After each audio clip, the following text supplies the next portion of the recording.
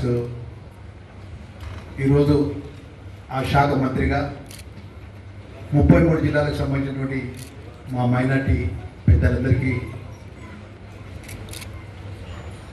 अस्सलाम वालेकुम। सबको नमस्कार कर रहे।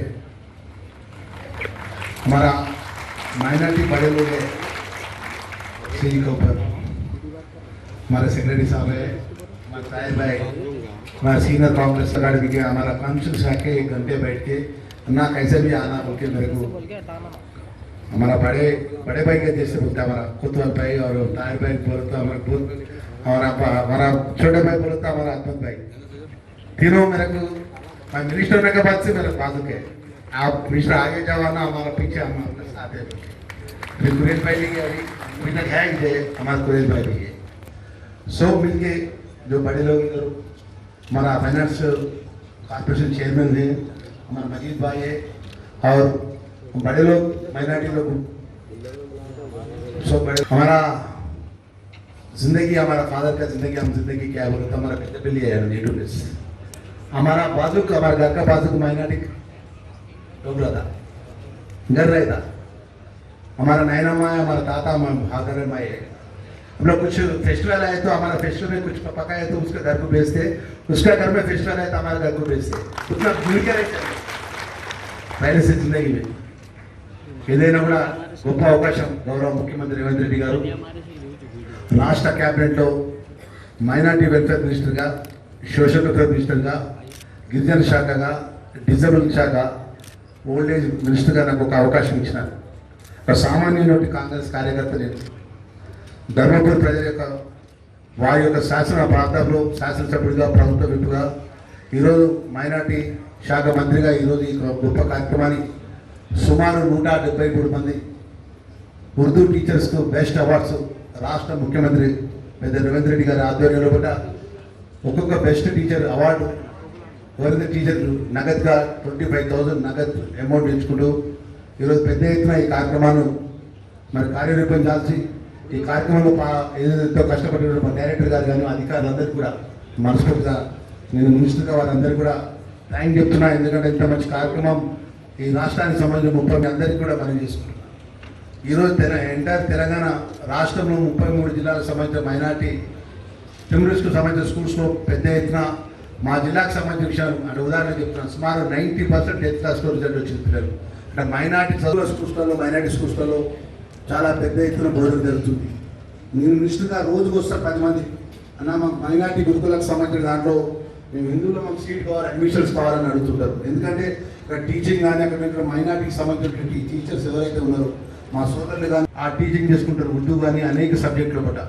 మరి అంత గొప్పగా ఉన్నటువంటి స్కూల్స్కు ఈ తెలంగాణ రాష్ట్రంలో మా భవిష్యత్తులో కూడా మొన్ననే మేము మినిస్టర్గా మేము తీసుకున్నప్పుడు మా డిప్యూటీ చీఫ్ మినిస్టర్ దగ్గర, మా ఫైనాన్స్ మినిస్టర్ దగ్గర మా సెక్రటరీ గారు చెప్తున్నారు, సార్ 100% నిర్వర్తిస్తా, మీకున్నటువంటి బడ్జెట్ పరంగా ఎలాంటి ఇబ్బంది లేకుండా ముఖ్యమంత్రి గారు తీసుకెళ్ళి ఫైనాన్స్ మినిస్టర్ గారు తీసుకెళ్ళి ఆ సమస్యలని పరిష్కారం చేస్తా అనే విషయాన్ని ఈ సందర్భంగా మా మైనార్టీ పెద్దలందరూ కూడా మనం చేసుకుంటాం.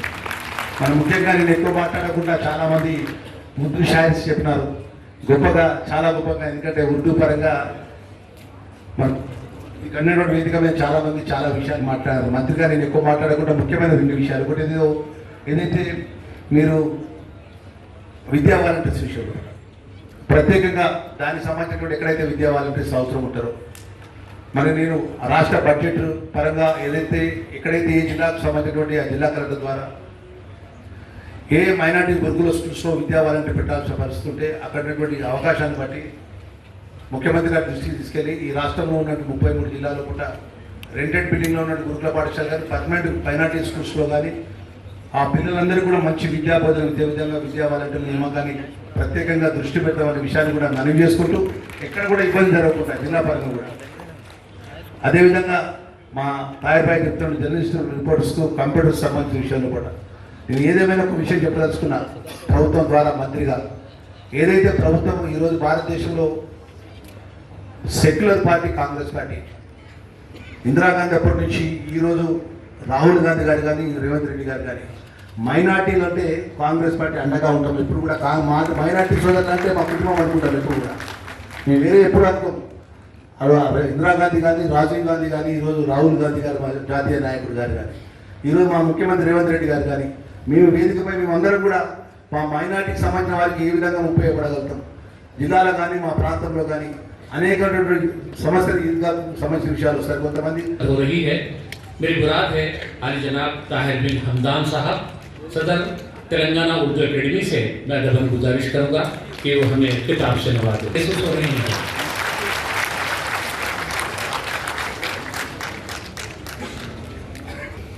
अस्सलाम वालेकुम रहमतुल्लाहि व बरकातहू। बहुत बहुत शुक्रिया आप सबका। कई दिनों के बाद उर्दू अकादमी के जानिब से उर्दू टीचर्स अवार्ड का जो जलसा मुनक़िद किया जा रहा है, इसमें मेहमान खुसूसी हमारे हरदिल अजीज़ मिनिस्टर, बहुत ही डायनामिक और हमेशा वक्त आवाम में देने वाले लक्ष्मण साहब, क्योंकि उन्होंने ज़िला कांग्रेस के सदर थे, मैं भी था, मिलके काम करते थे हम लोग पार्टी का। हमेशा सुबह से 6-7 बजे से रात के 12 बजे तक वो आवाम में रहते, हमेशा मसाइल को समझते, मसले को कैसा हल करना जानते। खुशकिस्मती ये है कि आज वो माइनॉरिटी वेलफेयर के मिनिस्टर बनकर हमारे दरमियान हैं। हम सबकी तरफ से उनको शुक्रिया अदा करते हैं।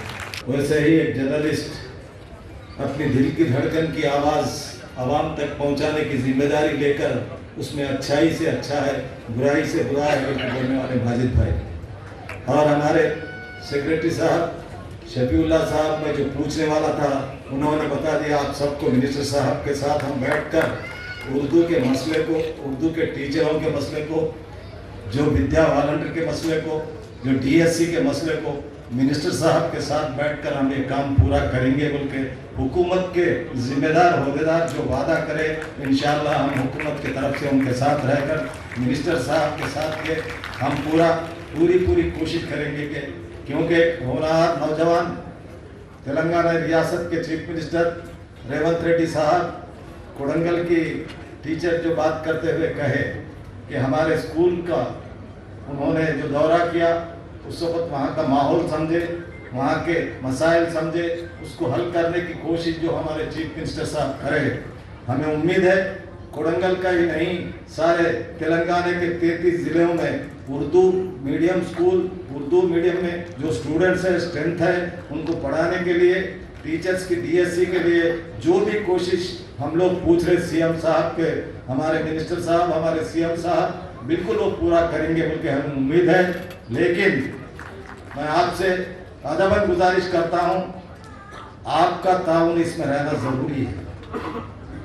आप आज जो अवार्ड लेकर जा रहे हैं, जो स्कूल जा रहे हैं, या वो स्कूल वो ज़िला जा रहे हैं या वो मंडल जा रहे हैं, वहाँ पर बताइए उर्दू मीडियम बेस्ट टीचर जो अवार्ड हमारे को दिया गया, ये देना हमारा हम फख्र समझते हैं और हम जिम्मेदारी समझते हैं। इस जिम्मेदारी के तहत कल उर्दू मीडियम को हमेशा उर्दू की बैठे हुए मेरे को रोज़ मिलते मेरे जर्नलिस्ट इलेक्ट्रॉनिक प्रिंट मीडिया के, वो लोगों की जिम्मेदारी उन लोग इतना महसूस कर रहे हैं कि इसको कैसा हम आगे बढ़ाना, उनकी सोच को लेकर हम लोग हुकूमत तक जा रहे हैं।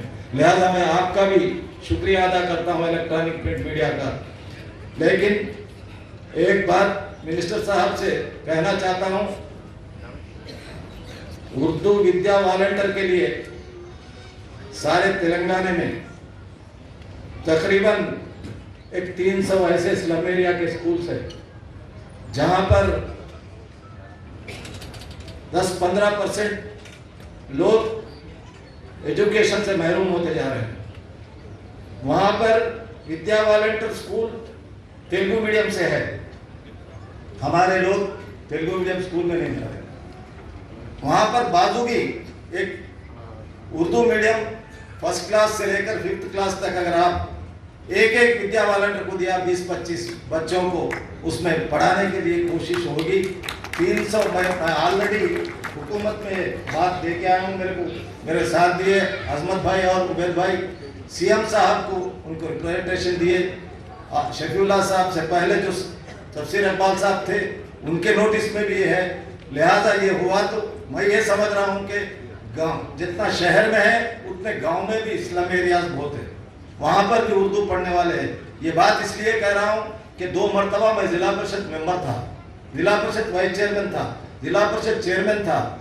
मेरे निज़ामाबाद ज़िले में तकरीबन 100 उर्दू मीडियम स्कूल है, प्राइमरी हाई स्कूल जुमला। निज़ामाबाद कामारेड्डी 2 अजला मिलाकर कई 400-500 उर्दू टीचर्स हैं। लिहाजा कुछ अब कामारेड्डी के टीचर बात करते हुए बोल रहे थे फलाने स्कूल में 0 है, कुछ स्कूल में 4 है। लिहाजा शफीउल्लाह साहब से रिक्वेस्ट है मेरा कि जो मैं कलेक्टर्स को लेटर लिखा, डिस्ट्रिक्ट ऑफिसर्स को लेटर लिखा, जहां पर टीचर्स ज़्यादा है वो लोगों को जहां 0 है वहां डिप्टेशन दीजिए। डिप्टेशन दिए तो वहां पे उर्दू की तरक्की में जिम्मेदारी महसूस कर वो लोग काम कर सकते हैं। लिहाजा मैं एज उर्दू अकाडमी चेयरमैन होने के नाते मैं ITI, polytechnic, Urdu medium school, Telugu medium school visit करता हूँ हमेशा। हमारे ज़िले में विजिट करे सब वहाँ पर उर्दू मीडियम में वहाँ मिले सो बच्चे लड़के लड़कियाँ बोलते हमारे टीचर नहीं है सर, कैसा टीचर होना, हमारे टीचर्स कलेक्टर साहब को बोल के इमीडिएटली हम लोग वहाँ पर जहाँ ज़रूरत है वहाँ कोशिश कर रहे हैं। लेकिन मैं मिनिस्टर साहब से और शफीउल्लाह साहब से रिक्वेस्ट कर रहा हूँ, जहाँ पर विद्या वॉलंटियर का अपॉइंटमेंट अगर इस साल अब हमारे उबैद भाई बोले कलेक्टर के पास कुछ फंड है, वो फंड से अपॉइंटमेंट कर सकते हैं हम। लिहाजा इसके बारे में सोचिए, उससे उर्दू की तरक्की में बहुत बड़ा अपन आगे स्टेप कर सकते हैं। लिहाजा जो लोग यहाँ अवार्डीज 173 अवार्डीज 2022-2023 के ले रहे हैं उनको मैं दिली मुबारकबाद देता हूँ। लेकिन आपसे एक बात कहता हूँ, 170 तक हम लोग दे सकते हैं उर्दू अकाडमी के जरिए अवार्ड्स, लेकिन एप्लीकेशंस नहीं आ रहे। शहर से 50 है, हैदराबाद से, अजलाम से नहीं है। 2024 का 2024 का भी हम लोग अनखरीब अनाउंस करने वाले हैं। लिहाजा ज़्यादा से ज़्यादा 170 तक अप्लाई करने के लिए कोशिश कीजिए। इंशाल्लाह हमारे मिनिस्टर साहब वो अवार्ड भी उनके हाथों से देंगे। मैं आप लोगों को आपको थोड़ा बहुत समय कीमती वक्त आपका यहाँ तक बुलाए। आसिफाबाद, मंचिरियाल से भी आए से लोग यहाँ पर है, आदिलाबाद से आए से लोग हैं, निज़ामाबाद से आए से लोग हैं, महबूब नगर से दूर दूर से आए। उर्दू ज़बान के लिए उर्दू को हम लोग जो आज हुकूमत के जरिए कोशिश कर रहे हैं वहाँ तक ले जाने की जिम्मेदारी के लिए यहाँ तक आप आए, आपका शुक्रिया। जो अवार्डीज है उनको भी मुबारकबाद देते हुए खुसूसन हमारे उर्दू अकाडमी डिपार्टमेंट के डायरेक्टर साहब, असिस्टेंट डायरेक्टर साहब, पूरा स्टाफ 4-5 दिन से इस काम में वो लोग जो काम करे उन लोगों का भी शुक्रिया अदा के चेयरमैन हमारे अर्जील अजीज़ जनाब ताहिर बिन हमदान साहब के सदारत में और ख़ास तौर पर इस अहम प्रोग्राम में मेहमान खुसूसी ऐसे से शिरकत करते हुए हमारे तेलंगाना रियासत के वज़ीर अखिलती बहबूद जनाब रक्षण गारू साहब और ख़ास तौर पर हमारे मेरे मुहद्दिस चेयरमैन या वक़्फ़ के चेयरमैन जनाब अज़मतुल्लाह हुसैनी साहब और मालियाती फाइनेंस कॉरपोरेशन के चेयरमैन जनाब कोतवाल साहब और इस उर्दू एकेडमी के डायरेक्टर जनाब सुप्रिटेंडेंट कृष्णा गारू